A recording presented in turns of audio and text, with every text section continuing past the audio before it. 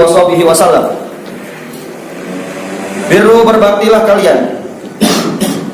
Berbaktilah abaakum kepada orang tua kalian, tabarrakum maka akan berbakti kepada kalian, abnaukum anak-anak kalian, wa'ifu dan jagalah harga diri kalian, ta'ifa maka akan terjaga harga diri nisaukum perempuan-perempuan kalian. Di dalam hadis Mukhtar, di dalam kitab Mukhtar hadis dijelaskan di dalam hadis yang nomor 6 bahwasanya Rasulullah SAW menganjurkan dan memberikan nasihat kepada semua umatnya supaya kita bisa berbakti kepada kedua orang tua. Yang mana di dalam sabdanya Rasulullah SAW, birru, berbaktilah abaakum kepada orang tua kalian, baik itu kepada seorang ibu atau kepada seorang ayah. Yang dimaksud dengan abaakum di sini adalah orang tua dan sampai ke atasnya. Orang tua kita, ibu dan ayah kita, kakek kita, nenek kita, atau yang ke pinggirnya saudara ibu kita, pokoknya ke atas ya. Usulakum wain, yaitu kepada saudara-saudara atau leluhur-leluhur kita. Jadi tidak terbatas kepada kedua orang tua saja. Tetapi lebih dikhususkan seorang anak harus lebih mengutamakan baktinya kepada kedua orang tua, kepada ayah dan kepada ibu. Birru abaakum tabarrakum abnaukum, maka kalau kalian bisa berbakti kepada kedua orang tua, kepada leluhur-leluhur kalian ya, maka nantinya akan berbakti kepada kalian siapa? Abnaukum, anak-anak kalian ya. Jadi anak kalian, kalau misalkan kalian punya anak nanti, karena kitanya dulu waktu kecilnya atau emang kitanya mempunyai sifat berbakti kepada kedua orang tua ya, ketika kita mempunyai anak, nanti anak kita akan berbakti kepada kita. Tidak mungkin kita misalkan durhaka kepada orang tua, kemudian anak kita ingin berbakti kepada kita, itu sangat sulit sekali. Sangat sulit sekali itu kayak gitu, seperti itu. Makanya supaya kita mempunyai anak yang berbakti kepada kita nantinya, maka dari sekarang kita harus bisa berbakti dulu kepada orang tua. Bisa berbuat baik dulu kepada orang tua. Bagaimana bakti seorang anak kepada orang tua? Berkatalah, perlakukanlah kepada orang tua dengan sebaik mungkin. Dari segi ucapan, jangan sampai kasar kepada orang tua, jangan sampai mengangkat suara kepada orang tua.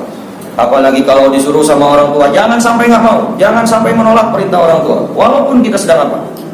Bahkan saking diwajibkannya memenuhi perintah orang tua, kalau seandainya kita sedang sholat sunnah, kemudian orang tua, ibu atau ayah kita memanggil, maka kita diwajibkan untuk membatalkan sholat tersebut. Kita turuti perintah orang tua, kita dengarkan. Ya, mungkin orang tua nggak tahu kalau kita sedang sholat, ya, kita sedang sholat sunnah. Ada yang manggil, Ber atau Haji, Dek, terus sholat sunnah, ya, misalkan, maka diwajibkan untuk membatalkan sholat. Dan sautlah atau penuhilah panggilan orang tua, sangat penting ya. Dari segi ucapan, wala taqul lahuma uffin, kata Allah Subhanahu wa taala dalam Al-Qur'an. Jangankan membentak, mengatakan kalimat saja tidak boleh sama orang tua. Dititah misalkan, jangan pamesterkeun beci, itu sudah tidak boleh. Apalagi kalau ada kalimat yang lebih besar, lebih kasar dari dia mah lagi anak-anaknya menonton TV, banyak yang seperti itu. Ngomong ream, seperti itu ada. Ada anak yang seperti itu. Ya. Kita kan punya harapan nanti kalau sudah berkeluarga, punya anak, kan harapan semua manusia pingin mempunyai anak berbakti kepada kita. Benar enggak? Nah, kita juga. Kita dulu sekarang harus bisa berbakti kepada orang tua. Dari segi ucapan harus lemah lembut, ya. Perintah, dahulukan perintah orang tua. Kecuali kalau orang tua menyuruh kita tidak benar, itu tidak boleh dituruti ya. La ta'ata li makhluqin fi ma'siyatil khaliq. Tidak boleh taat kepada makhluk di dalam bermaksiat kepada untuk mengambil barang punya orang lain atau mencuri, waliyadzubillah. Bakti sama orang tua. Baktinya apa, nyuruh mencuri kok bakti? Itu tidak boleh. Taat kepada makhluk di dalam bermaksiat kepada Khaliq, kepada Allah Subhanahu wa taala. Siapapun itu orang, baik orang tua, baik guru, kalau suruh bermaksiat jangan mau. Allah murka. Ya, tidak ada istilah baiklah orang taat bakti kepada orang tua menyuruh apa aja kita kerjakan. Kalau orang tuanya baik, pasti nyuruh yang baik. Nggak mungkin orang tua yang baik nyuruh yang tidak baik. Nah, kemudian kalau kita sudah berumah tangga, dahulukan orang tua, dahulukan ibu kita, ya. Jangan nantinya kita lebih mendahulukan keluarga kita sendiri, orang tua kita tinggalkan. Ini yang banyak kejadian. Ya, sudah menikah, yang diurus istrinya, yang diurus anak-anaknya. Orang tua nggak tahu keadaan di rumahnya seperti apa. Apalagi kita sudah mempunyai rumah masing-masing. Sudah menikah, punya rumah, usaha jalan. Orang tua di rumah, nggak ada yang ngurusin, nggak ada yang memperhatikan. Ini bagaimana ini keadaan seperti ini? Ya, mana baktinya sebagai anak kepada orang tua? Waliyadzubillah. Ya, banyak kan ada cerita siapa Alqamah. Alqamah ini salah satu sahabat Rasulullah Shallallahu Alaihi Wasallam yang mana beliau ini Alqamah ini rajin sholat sunnah, rajin puasa, tahajudnya tidak pernah ketinggalan, luar biasa. Pokoknya ibadahnya sangat luar biasa. Ya. Pada suatu saat Alqamah ini nazar, ya, didatangi oleh sakaratul maut, mau meninggal. Maka ada khabar kepada Rasulullah Shallallahu Alaihi Wasallam, ya Rasulullah, Alqamah sedang nazar, sedang sakaratul maut. Tetapi maka Rasulullah Shallallahu Alaihi Wasallam mengutus sahabatnya, diantaranya Mus'ab al-Amri dan siapa gitu, Sayyidina Bilal bin Rabah, ada satu lagi. Ya, ada 3 sahabat yang diutus kepada Alqamah. Untuk apa? Untuk mentalkin kalimat la ilaha illallah, supaya akhir kalimat yang keluar dari mulutnya itu kalimat la ilaha illallah. Maka 3 orang sahabat ini datang kepada Alqamah. Dan ketika ditalkin, maka Alqamah ini tidak mau mengucapkan kalimat la ilaha illallah. Semua sahabat bingung, ini rajin ibadah, rajin sholat, rajin puasa, ibadahnya luar biasa, kok disuruh mengucapkan kalimat la ilaha illallah tidak mau. Maka datang salah satu utusan yang disuruh sama Rasulullah itu, datang lagi kepada Rasulullah, ya Rasulullah, sesungguhnya Alqamah tidak mau mengucapkan kalimat la ilaha illallah. Maka Rasulullah Shallallahu Alaihi Wasallam bertanya, apakah dia masih mempunyai orang tua? Bertanya kepada semua sahabatnya, apakah Alqamah masih mempunyai orang tua? Maka ada salah satu sahabat yang menjawab, ya Rasulullah, Alqamah masih mempunyai seorang ibu, dia tinggal di daerah sini, di daerah situ. Nah, maka Rasulullah mengetahui bahwasanya Alqamah ini masih mempunyai seorang ibu. Maka Rasulullah berkata menyuruh kepada salah satu sahabatnya, coba kamu datang kepada ibunya Alqamah. Rasulullah ingin bertemu. Apakah Rasulullah yang harus datang ke rumah ibunya, atau ibunya yang akan datang kepada saya, kata Rasulullah. Maka sahabat ini pergi ke rumahnya ibunya Alqamah dan berkata, wahai ibu, Rasulullah mengucapkan salam kepadamu. Dan Rasulullah ingin berbicara, dan Rasulullah memberikan tawaran, apakah Rasulullah yang akan datang ke sini, ke rumah ibu, atau ibu yang akan datang kepada Rasulullah? Maka seorang ibu, karena seorang ibu yang luar biasa ta'zimnya kepada Rasulullah, saya yang lebih berhak datang kepada Rasulullah. Walaupun seorang ibu ini jalannya sudah tidak normal, maka seorang ibu itu mengambil tongkatnya dan berjalan kaki menuju kepada rumahnya Rasulullah Shallallahu Alaihi Wasallam. Setelah datang dan bertemu dengan Rasulullah Shallallahu Alaihi Wasallam, maka Rasulullah berkata, menceritakan tentang Alqamah, wahai ibu, sesungguhnya anakmu sekarang sedang sakaratul maut, dan kami menyuruhnya untuk mengucapkan kalimat la ilaha illallah, tetapi dia tidak mau. Ya, dia tidak mau. Barangkali ibu pernah tersakiti atau menyimpan rasa sakit yang dikerjakan oleh Alqamah, sedangkan Alqamah tidak menyadarinya. Maka seorang ibu itu ya tidak mau berbicara, tidak mau berbicara. Maka Rasulullah terus mendesak sehingga seorang ibu itu menceritakan, ya Rasulullah, saya merasa tersakiti sama anak saya. Saya tahu Alqamah rajin ibadah, saya tahu Alqamah rajin tahajud, puasanya luar biasa. Tetapi semenjak dia menikah, dia lebih mengutamakan istrinya daripada saya. Saya ditelantarkan, saya tidak diurusi. Ya. Oh, Rasulullah tahu. Oh, itu berarti sifat. Apa penyebabnya? Kenapa Alqamah seorang yang rajin ibadah tidak mau mengucapkan kalimat la ilaha illallah ketika sakaratul maut? Maka seketika itu Rasulullah SAW menyuruh kepada para sahabatnya, wahai para sahabat, kumpulkanlah kayu bakar. Setelah terkumpul, dan mari kita bakar Alqamah bareng-bareng. Ibunya kaget. Loh ya Rasulullah, kenapa anak saya mau dibakar? Lebih baik dia terbakar di dunia daripada selamanya nanti di akhirat dia akan dibakar oleh api neraka. Kalau dia tidak mendapatkan ridho dan ikhlas darimu, maka dia akan selamanya dibakar di neraka jahanam. Maka yang namanya seorang ibu, walaupun pernah disakiti sama anaknya, Seorang ibu yang dengan membuka hatinya, membuka pintu ikhlasnya, ridhonya, dan mengucap kepada Rasulullah, demi Allah, saya bersaksi kepadamu ya Rasulullah, dan saya bersaksi kepada semua sahabat-sahabat yang ada di sini, semua manusia yang ada di sini, sesungguhnya saya telah meridhoi Alqamah. Maka seketika itu Alqamah mengucapkan kalimat la ilaha illallah Muhammad Rasulullah dan meninggal seketika itu. Ya, peran seorang ibu kepada anaknya. Ya, maka hati-hati. Ya, kalau kita sudah menikah, kalau kita sudah berkeluarga, jangan menunggu sudah berkeluarga. Ini khususnya yang banyak kejadian orang-orang yang sudah berkeluarga. Baik itu istri, baik itu suami. Kalau suami sudah lebih memperhatikan istri sedangkan anaknya tidak diperhatikan, bahaya ini. Walaupun dia rajin ibadah, tetapi kelakuannya seperti itu, ibadahnya, tahajudnya tidak akan nembus kepada Allah Subhanahu wa taala. Waliyadzubillah. Ya. Jadi sangat penting peran seorang ibu atau seorang ayah terhadap kita sebagai anaknya, bagaimana caranya kita bisa meraih ridho dan ikhlas dari orang tua. Bagaimanapun kita, ya minimalnya menanyakan kabar tentang ibu kita. Ibu kita sedang apa? Nanti kalau kita sudah menikah, atau misalkan kita di sini, ya kalau misalkan ibu kita punya megang HP, tanya, mana junaun kumaha sehat? Minimal seperti itu. Perlihatkan bentuk perhatian kita kepada orang tua kita. Ya, jangan di-loss seperti itu. Lagi nanti kita sudah berkeluarga, ini harus kita perhatikan ya, harus kita perhatikan dari sekarang, bahwasanya baktinya kita kepada orang tua itu akan membawa dampak kebahagiaan dunia dan akhirat. Dunia bagaimana? Insya Allah kalau kita bisa bakti kepada kedua orang tua, anak kita akan berbakti kepada kita.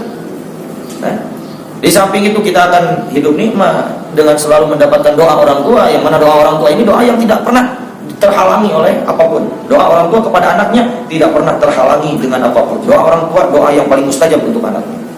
Orang tua kita bagaimana? Misalkan kita merasa ya tidak diperhatikan sama orang tua, jangan pernah mempunyai perasaan seperti itu. Misalkan kita ditelantarkan, kita tidak diurus, kita tidak dibiayai, jangan pernah merasakan mempunyai perasaan seperti itu. Walaupun bagaimana orang tua itu adalah orang tua kita. Kita minta ridho, kita minta ikhlas kepada orang tua kita. Insya Allah hidup kita akan diberkahi oleh Allah Subhanahu wa taala. Yang sudah masuk masa balik, tekankan kepada mereka untuk menggunakan jilbab. Jangan sampai auratnya itu terlihat oleh laki-laki yang bukan muhrimnya. Itu tugas orang tua. Atau kita yang punya adik perempuan, ya, adik kita sudah masuk masa balik, yang sampai sekarang belum menggunakan kerudung, kita nasihatin sedikit-sedikit. Jangan sampai auratnya mereka itu dilihat oleh perempuan, oleh laki-laki yang bukan muhrimnya. Itu merupakan bentuk penjagaan harga diri kita, supaya nanti kita punya anak perempuan atau istri akan terjaga harga diri. Baik itu. Jadi di dalam hadis yang ke-6 ini Rasulullah SAW menjelaskan kepada kita atau menganjurkan kepada kita, yang pertama kita harus bisa berbakti kepada kedua orang tua. Ya. Harus berbakti kepada orang tua. Yang keduanya yaitu kita harus bisa menjaga harga diri kita di dalam memperlakukan perempuan. Di dalam muamalah kita dengan perempuan, jangan sampai mata kita selalu melihat aurat perempuan. Nanti anak kita akan dilihat auratnya oleh laki-laki lain. Itu. Kama tadi itu dah. Sebagai kemana kamu melakukan kebaikan, balasannya juga akan baik. Ya. Jadi amal itu al-jaza ala jinsil amal. Ya. Hasil pekerjaan itu tergantung pekerjaan. Kalau kitanya sering kayak gitu, nanti biasanya anak kita juga digituin sama laki-laki lain. Ya.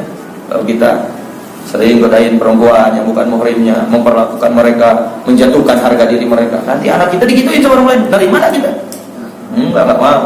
Makanya jangan menjatuhkan harga diri perempuan. Ya, jangan menjatuhkan harga diri perempuan. Masih menjatuhkan, menyakiti hatinya, diputusin? Bukan. Bisa memutuskan ya. Bukan berarti seperti itu, tetapi kita jaga kelakuan kita, jangan sampai melakukan kemaksiatan dengan perempuan lain. Ya. Jadi mana hadis ini? Di sini disebutkan ati'u aba'akum wa ummahatakum. Ya. Wa ummahatikum. Ya. Taatilah bapak-bapak kalian dan ibu-ibu kalian. Fa innakum in fa'altum dzalika tabarrakum abna'ukum. Sesungguhnya kalian apabila bisa melakukan seperti itu, ya, melakukan taat kepada kedua orang tua, maka anak-anak kalian akan taat kepada kalian. Kama tadi nutunan, sebagaimana kamu berbuat kebaikan, maka akan mendapatkan kebaikan juga. Wala tata'arradu linisa'i ghairikum. Jangan kamu mencari kemaksiatan untuk perempuan-perempuan kepada perempuan-perempuan kalian, yang bukan siapa-siapa kalian. Fa innakum, maka sesungguhnya kalian in iltazamtum dzalika ta'ifun nisakum an-rijal wal ajali. Kalau diri kalian bisa menjaga kemaksiatan yang berkaitan dengan perempuan yang bukan muhrim, maka harga diri perempuan kalian, adik kalian, anak kalian nantinya akan terjaga harga dirinya anir rijal, dari laki-laki, wal ajanib, dan dari laki-laki yang bukan muhrimnya. Itulah makna hadis. Ifadatul hadis, adapun manfaat atau fawaid yang bisa kita ambil dari hadis ini yaitu wujubu ta'atul walidain, wujubu ta'atil walidain, diwajibkan taat kepada orang tua, wa birrihima, ya, wa yakunu dzalika qaulan wa fi'lan, dan berbakti kepada keduanya itu bisa dilakukan dengan ucapan dan dengan perbuatan. Ya, seperti tadi yang sudah dijelaskan. Dengan ucapan bagaimana? Berkatalah dengan lemah lembut, jangan mengangkat suara kepada orang tua. Wa fi'lan, dan bagaimana perbuatan kita untuk orang tua kita, bagaimana pengorbanan kita, bagaimana perhatian kita kepada orang tua. Fa amal qaulu fa yamtathilu fi thaybil kalam, adapun dari segi ucapan maka dia harus berkata atau berbicara dengan orang tua dengan pembicaraan yang baik. Wa husnul bashar, dan dengan wajah yang ceria, wa tawaddud ilaihima, dan memperlihatkan rasa cinta kepada keduanya. Ya. Jadi lamun diajak ngobrol ke orang tua itu kudu basyasyatul wajh, ya. Kudu ceria muka. Jangan memperlihatkan rasa sumpah kita kepada orang tua. Kalau bisa. Wa tawaddud ilaihima, dan perlihatkan rasa cinta kita kepada keduanya. Adapun wa amal dan adapun amal fa yamtathilu fi husnil khuluqi wa riqati at-tabi'i. Ya. Adapun amal, ya, dari segi amal bagaimana kita bakti dengan amal kita, maka bermuamalahlah dengan mereka dengan sebaik-baiknya akhlak, dengan selembut-lembutnya kelakuan kita atau tabiat kita di hadapan kedua orang tua. Perhatikan mereka, ya. Tanya kabar mereka.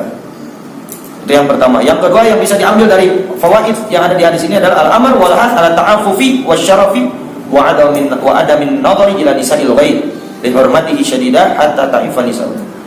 Ya, jadi yang kedua ini perintah dan anjuran untuk menjaga harga diri kita, menjaga kemuliaan kita dengan apa? Dengan tidaknya melihat, kita menjaga mata kita, pandangan kita melihat aurat nisa il-ghairi ila nisa il-ghair, kepada perempuan lain. Dihormati karena haram hukumnya syadidah, yang sangat diharamkan. Hatta sehingga ta'ifan nisa'una, sehingga perempuan kita, saudara kita, orang tua kita, ya, nantinya anak-anak kita akan terjaga harga dirinya.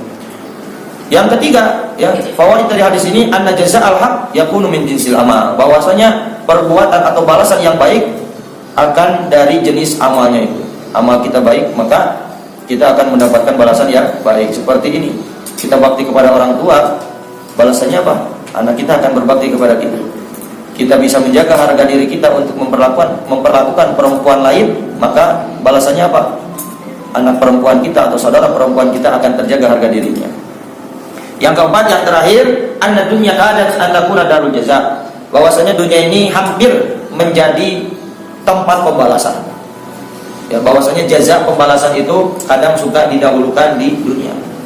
Tidak semua pembalasan itu diadakan di akhirat nanti. Bahkan di dunia, jaza yang namanya balasan, baik itu balasan yang baik atau balasan yang jelek, itu sudah Allah berikan, Allah perlihatkan ketika kita masih hidup di dunia.